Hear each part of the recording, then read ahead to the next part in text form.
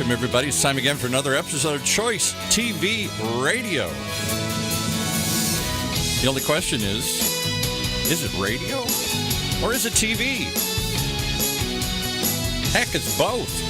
With your host, John Marchese, award-winning executive producer and owner of Choice TV. Back after a little hiatus around the holidays here. John, welcome back. Well, thank you, Paul. Yeah, I've been really busy. I was on a cruise in December and the holidays and went to Sundance Film Festival a couple weeks ago. How was that? That was so much fun. I brought my buddy Dylan Avery and Nick. Nick, say hi, Nick. Hello. Nick is my new editor, assistant, the girls producer. are going to call in for that voice there, though. Hello. Hello. Nick, did you have a good time at Sundance? Yeah, Sundance was a phenomenal time. We made a lot of connections. This weather, well, it's snowing. It was beautiful. Got to talk to Paul Rackman, the the starter of Slam Dance, and it was a good time. But yes, thanks for the good introduction. I am John Marchese. I am owner and CEO of Choice TV. What is Choice TV? We do business commercials. We do commercials for TV, for the internet. I also have a radio show, working on a unscripted series. So I'm doing lots of good stuff. But I am really excited to have my guest in. His name is Steve Wilburn. How you doing, Steve? I'm doing well. Thanks, John. Yes. Let me tell you a little bit about Steve, Paul. Steve, and I got to put my glasses on. It's Steve. Men of a certain age here. Yeah, okay. a certain age. There that goes again. Steve is CEO of FirmGreen. It is an international company focusing on renewable energy and alternative fuels. Listen to this, Paul, with offices in the Philippines, Puerto Rico, Brazil, and right here in the good U.S. of A. He is a decorated Vietnam Marine veteran and is founder of a nonprofit organization called Open Hearts for Purple Hearts. And what they do is they help the families of fallen soldiers and wounded soldiers. Steve, welcome. Welcome to the show. Thank you very much, John. I want to talk. Let's talk about your nonprofit. I've seen on the website. It's helped so many people. Tell me a little bit about Open Hearts for Purple Hearts. Yeah, absolutely. Well, John, it's probably the thing I'm most proudest of in my life, other than my children, grandchildren, and great-grandchildren, of course, and my wife. Okay, with that said, it's my way of giving back. I've been tremendously blessed by this country. God spared me in Vietnam. I was wounded and was able to survive. Unfortunately, 17 of my friends are enshrined on the Vietnam Memorial, and they did not make it. And when we came back from Vietnam, there was not the open arms policy, show me the love type of greeting. Right. Right. That bothered me for a long time. But you have to get over things like that. You have to get on with your life. Open Hearts for Purple Hearts enables me to help the kids and the families of today's warriors. Yes. The ones that are in action today. Yes. That are horribly wounded, disfigured. Some of these kids are, the unspeakable is they passed away. So we give scholarships. We give cash stipends. We give cash awards. And we're quite proud of that. Wow. And because there's not that many people come back, they're wounded, they don't know what to do, right? The family is devastated. Exactly. And you can relate to these people. You help them directly, right? My mother was told the Marines walked up a number of times up my driveway when I was hurt in Vietnam. The last time was in November, just around Thanksgiving in 1967. And they told my parents that I was killed in action in Vietnam. Oh my gosh. But I was on my way home. But I was severely wounded, and I understand why I was misrepresented. But that gives you an idea. There's nothing to prepare a parent to receive that type of news. Yes. And much less a disabled veteran. What do they do? Where do they turn? They're confused. We try to sort through that maze for them. Financially, yes, we do financial things. But more important, we give of ourselves, we give of our experience, we share with them our faith and hope. Right. And, the push-up challenge, bringing awareness to soldiers that commit suicide. They suffer so greatly, right? Absolutely. Right. It's one of the leading causes of death among that age group in that constituency. It's not car accidents that kill them. Unfortunately, they die at their own hand. Right. And let's talk about you being wounded. I read the article, and it was in the Orange County Register. You got wounded and still went back to action, right? Yeah. Well, the first time, yes. And then I was on a hospital ship for a number of weeks and then went back into action. Then I had cerebral malaria. A lot of people say that's why I'm as crazy as I am. It's that malaria, huh? 106-degree temperature and ice baths to survive. But anyway, when I went back in, we had some horrific combat going on in 1967. This was the build-up to the Tet Offensive that occurred in January of '68. So we were in almost constant combat. And again, in November, right before Thanksgiving, I was wounded severely and medevaced out. Spent 9 months in the hospital at Great Lakes Naval Hospital recovering from my wounds. What made you join the Marines? Were you drafted? Were you drafted? No. I lied about my age at 17 and went in. I'm the oldest of 9 kids, and I thought sharing a bunk with 6 other people would probably be less crowded than where I was at. So that was one motivator. Right. But seriously, the motivation was my father served in World War II. All my uncles, all the heroes that I knew from my hometown had served in World War II. And the girl that I was dating at that time, Paulette Kelly, her father threw a newspaper across to me when the Gulf of Tonkin was attacked with big headlines, Gulf of Tonkin attack. And he asked me a question. He said, what are you going to do about this? It wasn't what are we as a nation going to do? We took our patriotism personal back in my hometown of Illinois, southern Illinois. Yeah. So it was more a sense of duty that made me enlist in the Marine Corps. Oh my gosh.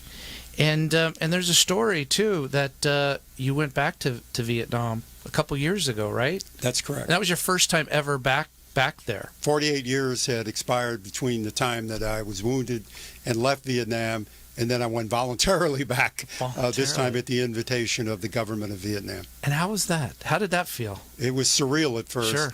But the group that I went with that was attached to the overall visit, they took me to an orphanage to start with.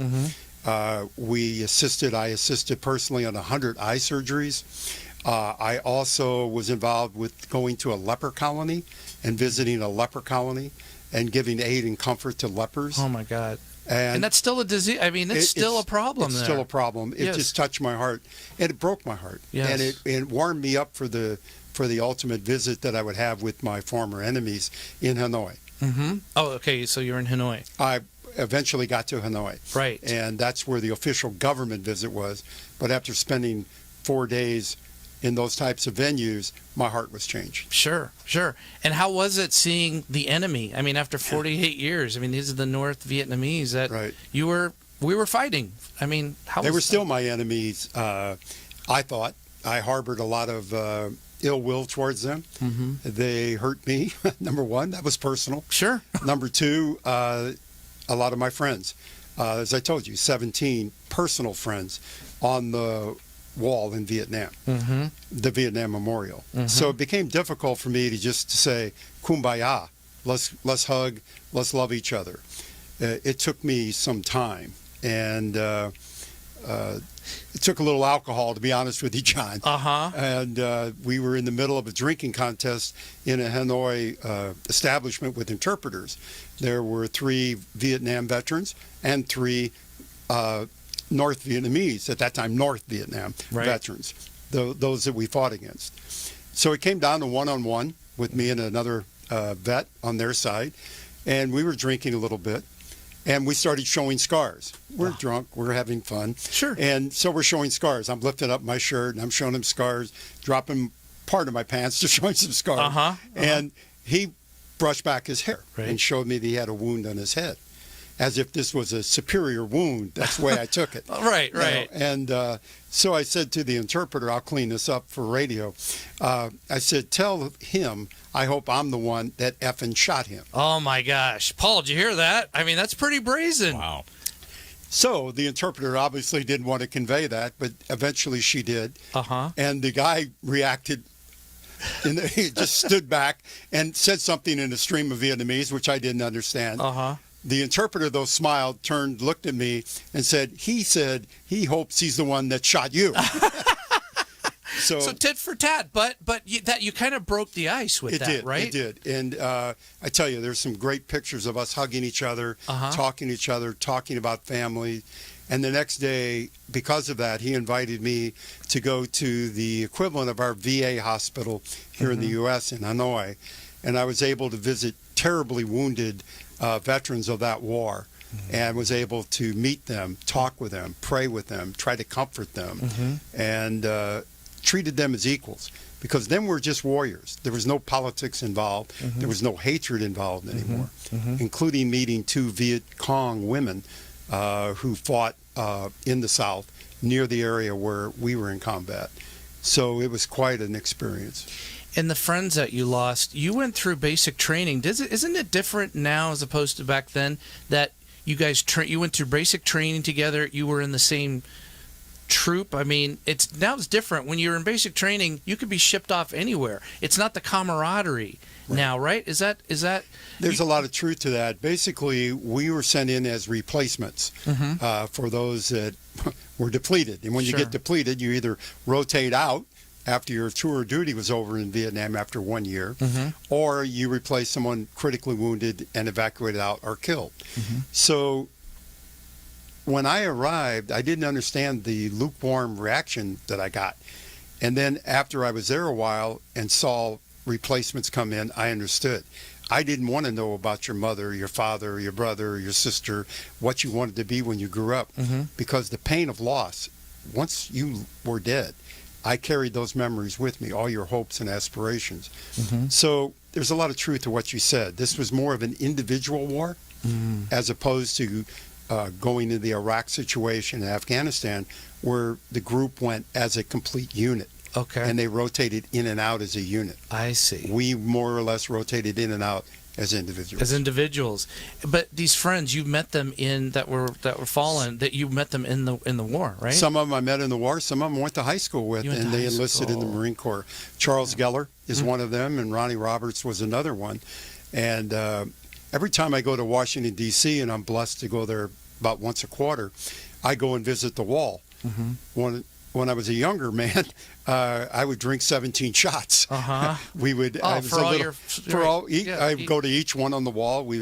I would chat with them and have a little celebration with them. Now it's 1 shot and 17 prayers. And I'm streaming this. This is from the wall. Look at this. It's the etching. You take a pencil. Yep. If everybody can see it. I mean, how emotional is that? Yeah, there's Ronnie Roberts there. These are 2 from my hometown. That's why I brought them today, to give you an idea. Charlie Geller and I went to high school and grade school together, and Ronnie and I went to high school together. He was a year younger than me. I have to say, I'll just interrupt. I had the privilege to go to Washington years ago and visit the wall.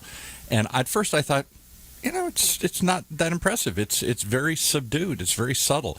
And yet, I think that's its power. Yep. It's not giant statues and all the typical triumphant stuff that you see. It's very, very moving. You walk down into this kind of trench, and there is this black granite wall with all these names, and it just says it all. And you see men openly weeping as they touch names on the wall. And I found it to be the most moving memorial imaginable, really. Yes. Well said. It is. 58,000 plus names on that wall. Right. It's a lot of men and women. And I mean, something else I want to touch on that you said in the article about having PTSD. You go through that horrific experience. Right. And here's something, Nick, listen to this. This is something very interesting. PTSD wasn't even a diagnosis, wasn't even the DSM, which is a psychology, the diagnoses, until 1980. Right. So all these years you're suffering, and they're saying what? You're depressed. Tell me about that. I mean, how frustrating was that? It was a very personal battle. Myself, after I was discharged from the Marine Corps, I was to be followed up medically and through the Veterans Administration.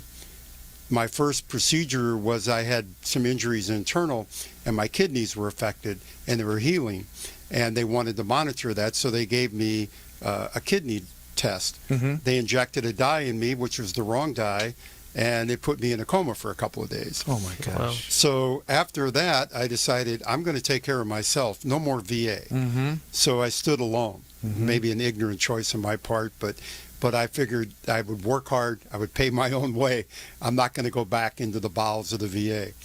And it cost me. I was divorced twice. I had 5 beautiful children, but I was emotionally a basket case. It wasn't the women fault that I was married to. They're wonderful women, and I can say that this today to them, that I was incapable of having a relationship. Sure. At that time. You had struggles. You had inner demons and struggles, right? It was unbelievable. Sure. I mean, sure. You couldn't touch me. I don't sleep even to this day much. I'm a 4-hour sleeper every night. Currently, it's sometimes I get that, sometimes less. But I'm startled constantly. They call it hypervigilance. Right. If I hear the smallest sound, lightest noise, I'm wide awake in a defensive position. Right. So PTSD, I can tell you, is a nightmare. And it's a living hell for the people that really have it. And my heart goes out to the kids today that have this PTSD.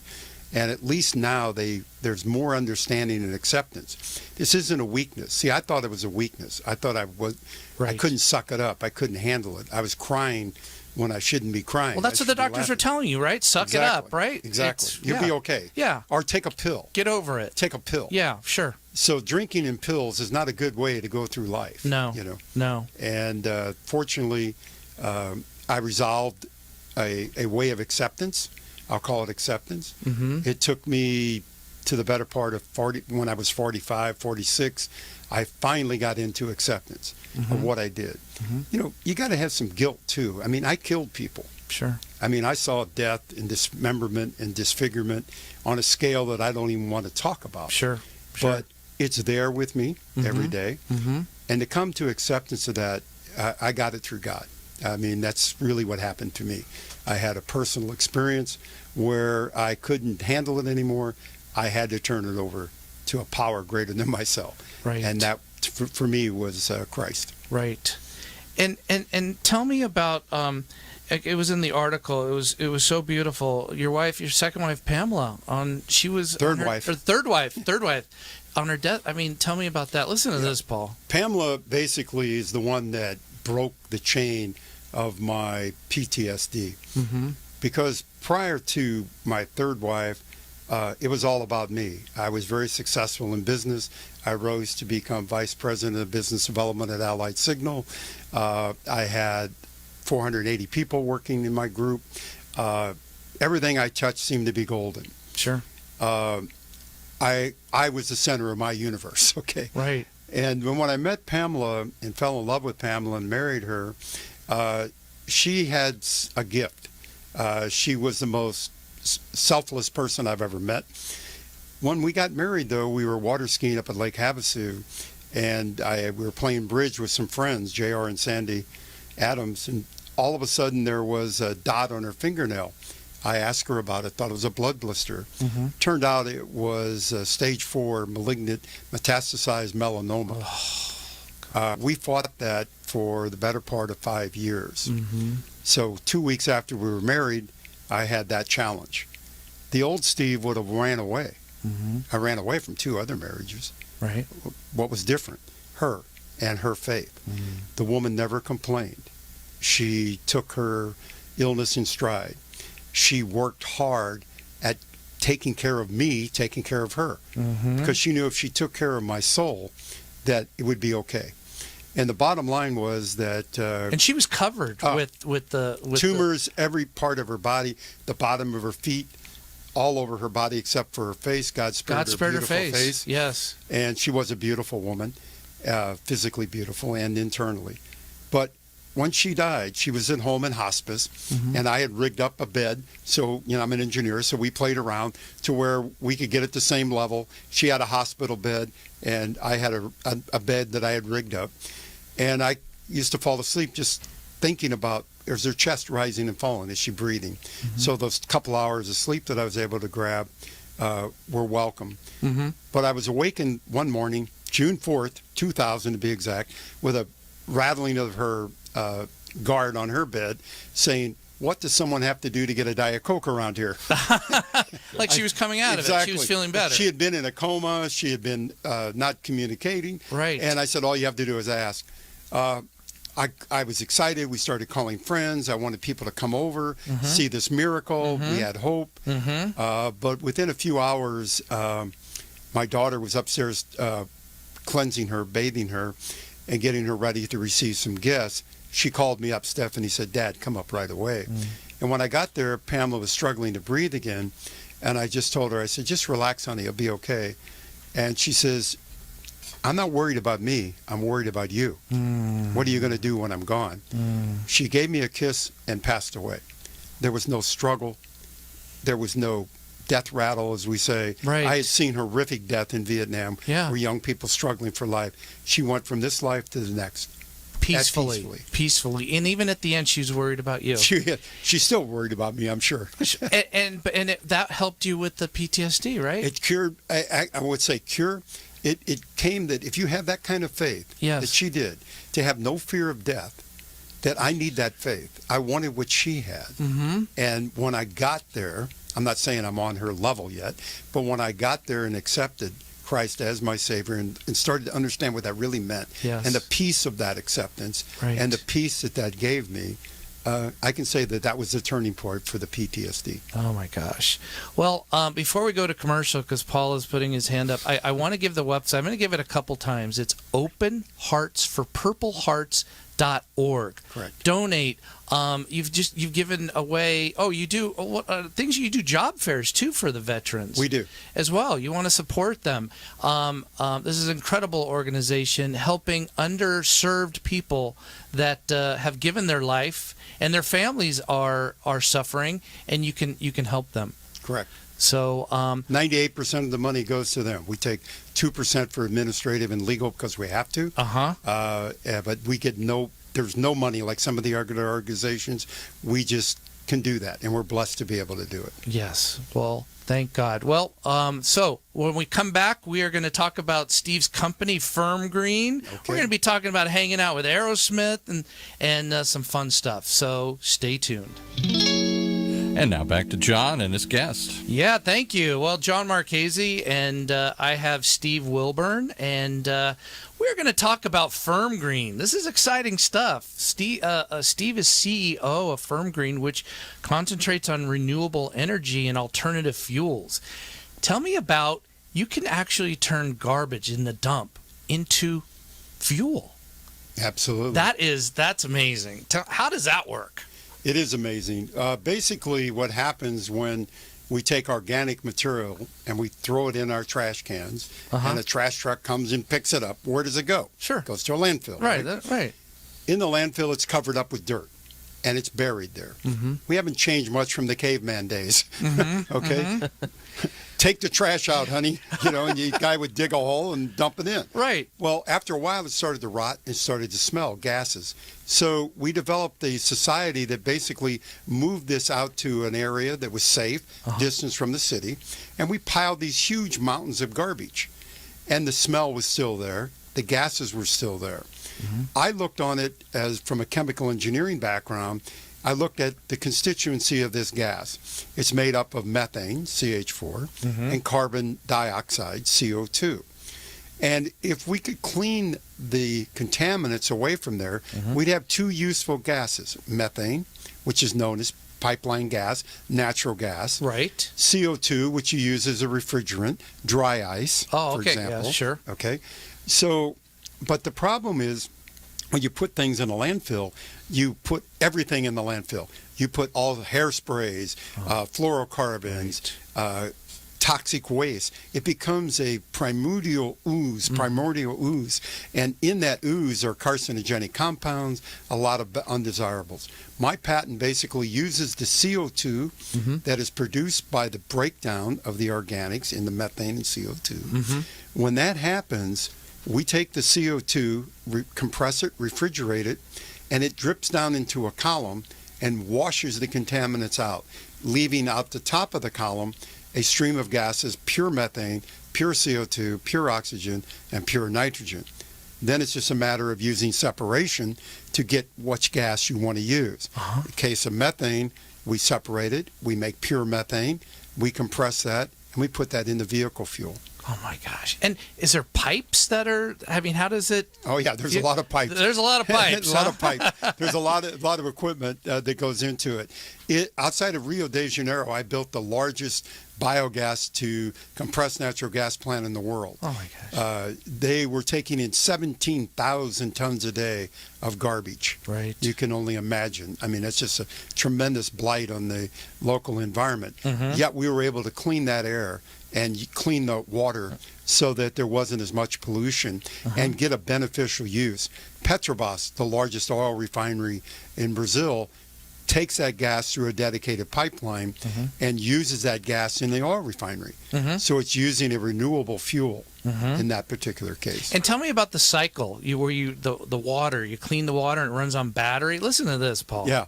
And Nick, this is fascinating. One of the other technologies that I'm involved with, and it's really, I got a great passion for this one, it's clean water. When you go to the Philippines and Haiti, Puerto Rico, Brazil, and you get away from the big cities, you see the effect on children and families of bad drinking water and no energy, no electricity that's reliable. So what we came up with, I developed a concept, trademarked it, called Verde Vault, which is the storage of energy. That's the batteries. Okay. Verde Watts, which generates energy either from the biogas, the methane, to generate electricity through an engine, or we do it from the sun. We store the energy in the batteries, and then we're able to run off the grid. There's no grid connections here. We're able to run water treatment technology I invented, and we're able to take water from streams and ponds and lakes and lagoons and provide clean, fresh drinking water to people. And it's all contained. This isn't a big in a plant. container. It's all in a container. Shipping containers. You could drop the container, and there you go. You get clean water, and it's in reusable energy. By helicopter.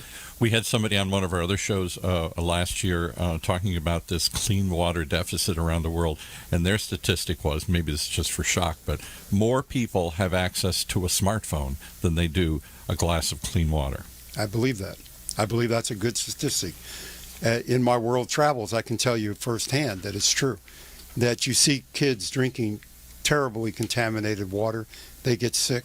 1 out of 5 children born today will not be alive because of poor drinking water in 5 years. Wow. 1 out of 5. And your plan would be to put this in multiple countries that don't have the drinking water, right? Exactly. We're working now. We developed the prototype right here in the United States. It's being fabricated in Tustin, California. We are going to be deploying our first units into Haiti. Through an organization that we, Firefighters for Christ. They go down after the hurricanes. They just take care of people. They're paramedics. They also build structures and shelter. And now they're going to incorporate our Living Waters, as we call it, platform so that we can get clean drinking water while they're there, volunteering and working for the construction workers, and then as a leave behind for the community. Isn't that something? And how do these things operate? So they just get helicoptered in, and that's all you need to it, and then you just put dirty water. How many people does it take to? We do everything by remote control. In other words, we have a software that runs the program. Verde Controls is what we call it, and we're able to monitor that remotely by satellite communications, so that we don't have to rely upon the indigenous or the local population to maintain it. We do have people in the major cities we contract for that will go out and do routine maintenance. It's a self-reporting thing. We know pretty much what's going on with the system and if it needs attention. Or we have a routine cycle of maintenance that's performed on a quarterly basis or semi-annual or annual. And I mean, there's offices all around the world, Paul. I mean, Puerto Rico, Brazil, the Philippines, in Ohio too, right? Yeah. And you're your neck of the woods, right? We need to get one in Flint, Michigan. I think that's the next one. Oh my gosh. We'd love to be able to get an opportunity to work at Flint, because we think part of the solution would be ours. Yeah, in fact, you were talking about Sundance. I went to Slam Dance. It's another film festival that goes on concurrently with Sundance. There was a film called What Lies Upstream, and it was about the water crisis in West Virginia. They had some problems as well. All this open pit mining and all the stuff they're doing is polluting all. They use arsenic and stuff to get all these chemicals out. And Yeah, it's a big mess in a lot of Yeah, these. just even from the mine itself, arsenic is released. There's a lot of compounds when you're dealing with coal, iron ore, whatever you're doing a mining operation, the water table can be affected. I'm not anti-mining, don't get me wrong. We can do it reliably and we can do it safely. We just need to implement the types of controls that make sure that it's done, and the monitoring that make sure that the people comply. Yes, yes. And I want to also just talk about, because you did touch on a little bit before, Doctors Without Borders. Right. You were on a mission, right, with them? We were on several missions, and there's another organization called Tongue Out Ministries. Tongue Out is the one that I'm more intimately involved with. Tongue Out Ministries. Tongue like your... They do a little promotion. Okay. They stick their tongue out, and they Okay. get the kids to stick their tongue out, and they take selfies. Okay. And it's a way that they just sort of break down barriers. And what they do is they do an outreach, and they'll do vision, dental, they'll do all of the medical treatment that they can do as far as screening, and then do some follow-up. So I really want to support them. And one of the lasting legacies would be this clean water tie-in. So we're working with them as they go out and identify needs. We want to follow that up, and we want to be able to put in this clean water resource. And what's that? It's called Tongue Out. Tongue Out. And so you can look them up. Let's give them a plug. Tongue Yes, Out. absolutely. Yeah. Search them. And They have a Facebook page. they have a Facebook page. Good. Did you ever see that famous picture of Albert Schweitzer? They put it on T-shirts and stuff now with him sticking his tongue out. I don't know when he did it or why he did it, but it got immortalized. And Right. I think that might be something to it. I don't know whether Iggy is the borrower of that, but he certainly uses something it well. funny about when you just go ask kids to go stick their tongue out, they'll all do it. They do it, and that's what he does. That's very catchy. Yeah, it's very good. He's a great guy. And I want to talk about this too. Steve here, Mr. Wilburn, has been on the advisory committee in Congress, both on the Obama and on the current administration. How was that? I mean, you testified in front of Congress, right? Yes. 4.5. I've testified several times, but the most, As an advisor, right? as well, not as an advisor per se, an expert witness for small business concerns. I do advisory roles. I was an advisor to, in the Obama administration, to the Export-Import Bank of the United States. Okay. And then in the current administration, I'm an advisor to the Secretary of Commerce for trade and finance policies. Oh, my Why are gosh. so many Republicans against the Import-Export Bank? They're all trying to build new jobs. Yep. We used to do a manufacturing show here. Very conservative host, and he's like, this is not corporate welfare. This is not a bad thing. Why has import-export gotten such a bad rap among so many in Congress here? Well, Export-Import Bank is one of the few agencies in the federal government, if not the only agency, that returns a surplus to the Treasury every year. Oh, my gosh. Last year, it was well over $1 billion they returned to the U.S. Treasury. We won't call it profit, but it's a negative allocation, I think they call it. Okay. Or an apportionment, negative apportionment, Sure. meaning they give more back than what they took. Wow, that's unusual in the government. And 98% of their loans go to small businesses. But it's the 2% that get the attention. It's the Boeing, the General Electric, the Westinghouse, where you have multi-billion-dollar loans to foreign governments that some call corporate welfare or corporate cronyism.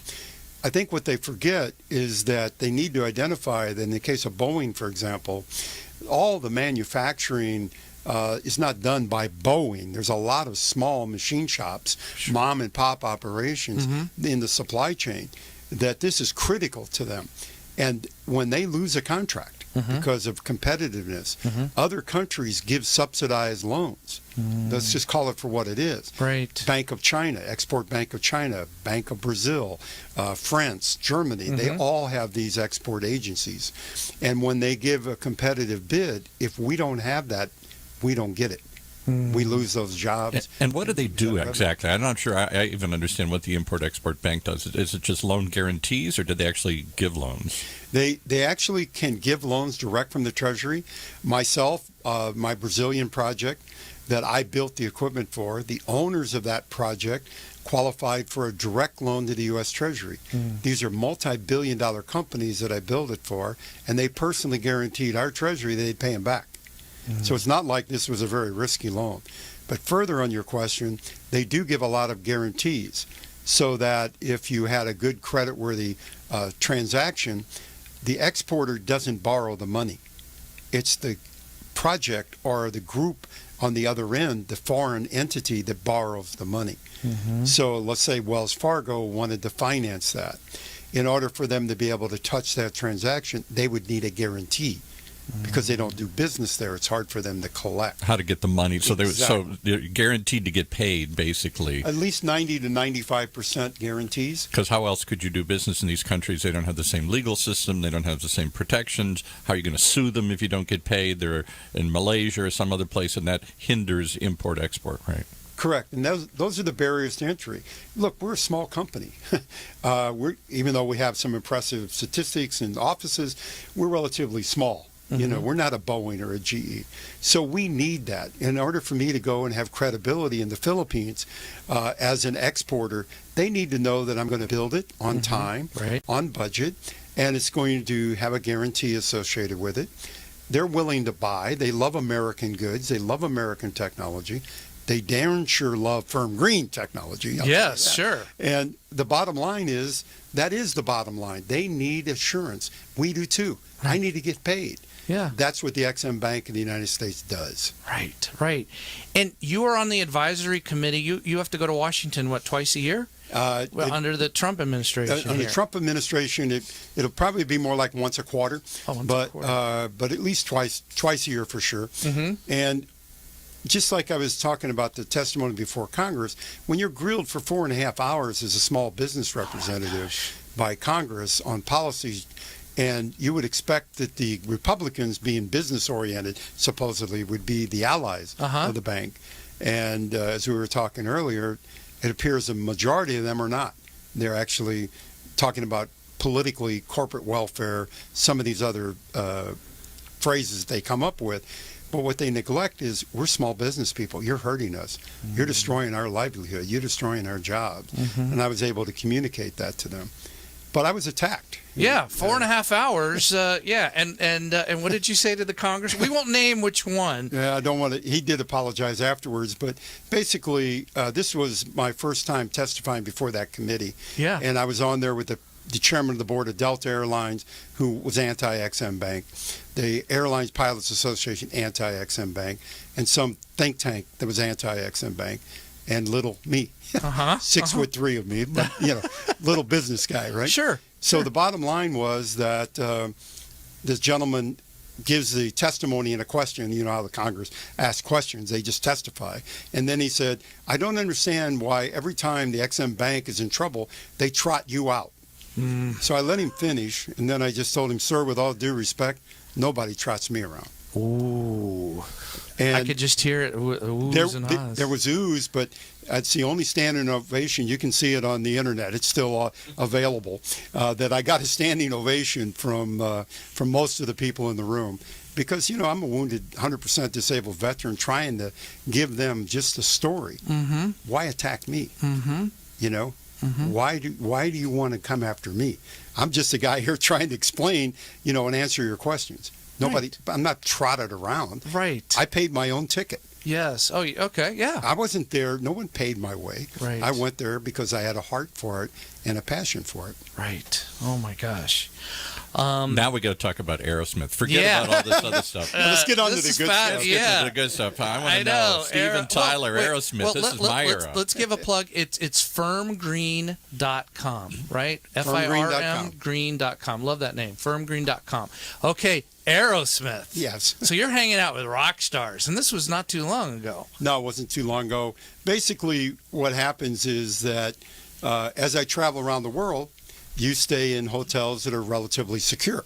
Sure. Well, guess where rock stars stay? They don't go out into the They don't stay at the Holiday Inn on the highway. They do not stay in the Holiday Inn. Yeah. And because I stay quite often, I'm elevated to some of the club levels. You frequent stays, you get to go up to club level. Yeah, sure. So at the club level in New Year's Eve area, Aerosmith was in Sao Paulo putting on a concert. And so I was in the lounge, and all of a sudden I'm looking across, and I see these older gentlemen like myself. But with significantly longer hair. Exactly. And I sort of recognize a few of them. And Tyler's a rather unique-looking individual. Oh, yeah. And we struck up a conversation. We had a great time. Had a nice dinner with a couple of them. You did? Oh, yeah. Yeah. We just had a ball. And when we were talking about some of the things that we do, some of the things that FirmGreen's engaged in, you know, they were kindred spirits right away when they found out about the water projects and the rest of it. So it was quite a lot of fun. We got to get Steve on this show. We got to call Steve up. Do you happen to get any of their cell numbers? Yeah, come on. I have one contact number. Okay, there you go. Let's get Steve on the show. But I told my wife I wouldn't use it. We'll use it. We'll use it. I wanted to ask you a question about. I deal with a lot of business owners. I'm doing commercials and for them, and you struggle in the first couple of years as a business owner. What would you say? You're a successful businessman. What would you say to these people that are struggling in their first couple of years of business? Get help. Get with a mentoring group. Get with someone like a Steve Wilburn, who's been in business a long time, who has struggled, and learn from them. There's a lot of mentoring organizations out there. I can tell you this, if you're a small business person and you have a dream and a desire, go for it. But go with your eyes open, you know. Don't bet the whole farm, as we say, on your idea. Don't do that, because you're going to end up so stressed and so unable to focus really on your core. You have to manage it properly. So I would say that there's a number. The Small Business Administration has a lot of resources. I would use the SBA and use them a lot. You can get loans through them. They'll teach you how to qualify for loans. And if you have an idea that is worthy of support, they will network you and put you with other types of industry that maybe you could tie into. So I'm a big proponent in small business. Did you hear that, Nick? SBA. Yes, I did. Small Business Administration. Get them on the show. We've had a number of them on different shows. Okay. I'm told that the SBA, Orange County SBA, is one of the largest chapters in the country. It is. Wow. And I can tell you that networking through that type of a support group is critical. Because, and also your local congressman. Dana Rohrabacher here in Orange County, I happen to know Congressman Rohrabacher very well. He's a proponent of small business and businesses, even though he's not a supporter of the Export-Import Bank, and we talk long and hard about that a lot, but that's okay. We can't agree on every issue. Right. But what he does agree on is the need for small business to get assistance. And there are congressional programs to help small businesses owners as well. So I encourage you to contact Congressman Rohrabacher or some of the other local congressmen and see what type of outreach they can assist you with. Oh my gosh. Hear that, Paul? That's great. Good stuff. Good stuff. And now is the part where we exchange gifts.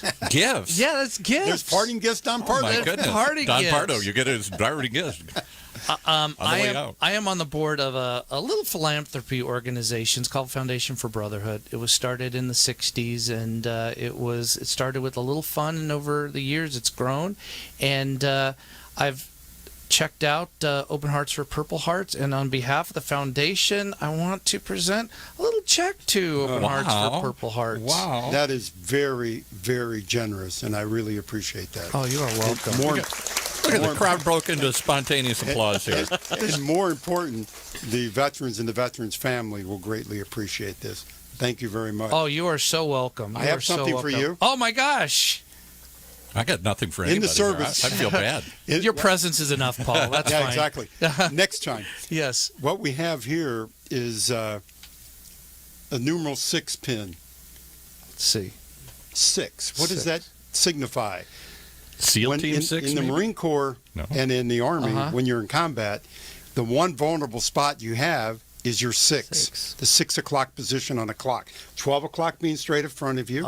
6 o'clock being your back. Oh, that's what they would say. Yeah, watch your 6. I've heard that on like TV shows. So that is an organization known as the 6. So I want you to have that because I appreciate this type of check. You're watching my 6. And all those supporters who give to Open Hearts for Purple Hearts are watching the kids' 6 and the family's 6. That's very important. This is incredible. Thank you so much. You're more than Thank you welcome. so much. We have each other's back. Exactly. So, Nick, when we're in the office, we have each other's 6, right? That's it. That we do. Yes. Nick is literally sitting behind your 6 here. Yeah, I'm watching it right now. He's watching that 6. Nick, how was it to be on the radio? Did you enjoy it? Oh, yeah. I had a marvelous time. Do you have any last questions for Mr. Wilburn? No, maybe I can think of something after and we could talk. Afterwards. How many projects do you produce? I mean, give us just a quick overview of your company. So you're producing clean water projects. You're also doing biomass fuel, where you're trying to get gas out of landfills and reuse it. What other kinds of projects? Where are you doing these things? Around the world, here, locally? Mostly around the world. In the Philippines, currently, we're developing 200 megawatts of solar power to tie into the grid. That's an amazing amount of power. And it covers over, we're at 5,000 acres in the Philippines of solar projects. Has that gotten any better? The panels more efficient? Because that's been the problem. They don't convert enough sunlight into electric. It takes too much sun to get a little bit of juice out of it. And that's correct. But you got to remember, relatively speaking, if you're in an area that doesn't have power, anything helps. Yeah. Anything helps, and we stabilize that with a battery backup. So the answer to your question, yes, it's getting more and more efficient, but you can't wait for that efficiency. You have to really pretty much meet the need as it happens, and then we increase that reliability so that over time it's a very sound investment. And what do you think about what Elon Musk is trying to do? Isn't he trying to build a battery storage facility where they'll store some of that power so it can be put back into the grid at key times? Absolutely. He's just a small competitor of Verde Vault, Mr. Musk. No, it's all the same side of the coin. I'm actually working on a program that takes the juice from a Tesla as it's plugged into your house. We put in a battery backup system. We put in a solar. We're able then to bidirectionally charge and then take from the Tesla or an electric car the battery juice. We're able to take the energy we store there. You tell us how much. So it's bidirectional. It goes in or it comes out. Exactly. So how about that? You're able to use that when your car is just sitting there, and we can take up to half of that energy if you let us. And that is about 3 kW, kilowatts, which is the average house, 3 to 5. So you've got a tremendous amount of energy in a car battery like a Tesla Would car. that power your car or house in a brownout or a blackout? It could. It actually could through our technology, Verde Volt. Musk is taking a look at it right now. We'll see. And you have the patent on that, right? Of course. We'll send this to Elon when we're done here. Yeah, exactly. Very close to our show. Well, go ahead. No, go ahead, Nick. You had mentioned earlier about turning waste and everything into fuel. What exactly do you do with that fuel? Do you use it for yourselves, or are you looking into maybe He keeps it all for himself. manufacturing it and selling it, or is with that fuel, how does that compare to gasoline? Okay. In Brazil, for example, we'll just focus on one good example. In Brazil, that fuel is used directly by fleets and by refineries as the equivalent of natural gas. So we sell that at a price that's competitive with natural gas in that area. So if you had a compressed natural gas or a CNG vehicle, we have a trademark, internationally recognized registered trademark. We put a little green G in front of CNG, designated as renewable, or green CNG. That sells less than diesel fuel. To give you an idea. Okay. So I can take from a landfill, do all that processing, do all that cleanup, and still meet a less than diesel per gallon cost to the end user. Pretty remarkable. And then it's just a question of distribution. We had, I'll give you another plug, maybe these are competitors here too, but the billionaire famous guy, T. Boone's Pickens, had a thing called the Pickens Plan a couple years ago. He was promoting heavily about building CNG stations across the freeways, the main highways, and trying to convert the whole truck fleet into natural gas. And his company that focuses on that is here in Orange County. They run Clean Energy. Andy Littlefair is the CEO. Andy Littlefair was on the show, exactly. Yeah, he's a great guy, great company. I was on one of T. Boone Pickens' early boards when we were adapting policy here in California for that. They use traditional sources of gas and some renewable sources of gas, and they've looked at our technology as a possible pathway. And I think that they're here because don't they fuel like a lot of the I think the waste trucks and stuff here? They got some contract for something like that. They do. They fuel waste trucks. They fuel municipal vehicles. They have Buses or public something. stations. Yeah. You can find a clean energy station pretty much throughout the western United States, and they're on their way to establishing all over the United States. Oh my God. And that'll open this up because it's really the distributor. The people produce this gas, but they don't know where to go get it. And That's a good point. Getting the gas to where it can be used. We take the path of least resistance. I'm going to where the need is great and the fuel is abundant. The Philippines, Brazil, where they have these large population centers, relatively unregulated and untapped.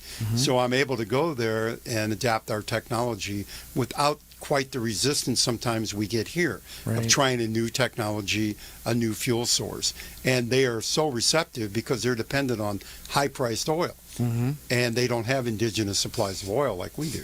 And doesn't So Brazil, makes more like sense. somebody told me, it's like 70% of their car fleet anyway, of their cars are powered not by natural gas, but by sugar cane. Ethanol. Ethanol, yeah. Yeah, they have all of the alternative fuels. They have cars with multi-fuel uses where they can use electricity, ethanol, and CNG, and diesel, How or, great is or gasoline. So they can burn all of those fuels. And they have, they're much more advanced than we are in a lot of regards when it looks at alternative fuels. And everybody has trash, so there is going to be There fuel it is. everywhere, right? One man's trash is another That man's treasure. Is a I like that. I like that. Well, Steve, thank you so much for coming on the show. Thank you so much. I appreciate you having me, and I appreciate your generosity and your acceptance of listening to somebody like us, tell our story and giving us the opportunity as a small businessman to reach an audience. And we really appreciate that opportunity. Absolutely. And again, let's give a shout out, a plug. It's openheartsforpurplehearts.org. That's correct. And Steve's company is FirmGreen.com. And before we leave, let's give shout outs to your, if you want to give a shout out to your wife and the kids and grandkids and great-grandkids. Great-grandkids. I have great. He's a great-grandpa, if you can believe that. 6-time great-grandfather. Oh, my gosh. My wife, Margaret, beautiful. She is my administrative assistant. She's my partner in life. She's my inspiration. And without her, I wouldn't know when to get on a plane or when to get off a plane, where I'm going to stay. So I wouldn't have had that Aerosmith encounter without Margaret. Setting Did up Margaret get you here today? She dropped me off here today and a note on time. Okay. But anyway, and my 5 beautiful children and 11 grandchildren and 6 grandchildren. Love them all to death. Great-grandchildren. Yeah. Did I say great-grandchildren? Grandchildren twice, yeah. Oh, I say grandchildren. Well, I'm old. Children. That's a senior moment. Children, grandchildren, and great-grandchildren. In fact, it was your granddaughter's 18th birthday, right? Sarah. Sarah. We just celebrated her 18th birthday last week. We had a ball. Happy Wonderful birthday, party. Sarah. Yeah, Sarah. So, all right. Well, and Nick, did you have fun? Oh, yes. Very much so. All right. You want to come here again, Nick? Yes, let's I do know, it. it's fun. Yeah. It's fun being on Nick's the so radio. cool and laid back, though. I can't Yeah, tell if he's really Nick's having got fun that or not. radio voice Yeah, or he's something. I'm having fun. Yeah, it's good. I like Well, check out all the websites and reach deep for Open Hearts for Purple Hearts. Again, an incredible organization. So, having said that, and thank you for the pen. Thank you for the pen. You got my back. I like We that. do. I have your back, sir. Thank you. Thank you, sir. So, this is John Marchese with Choice TV Radio signing off.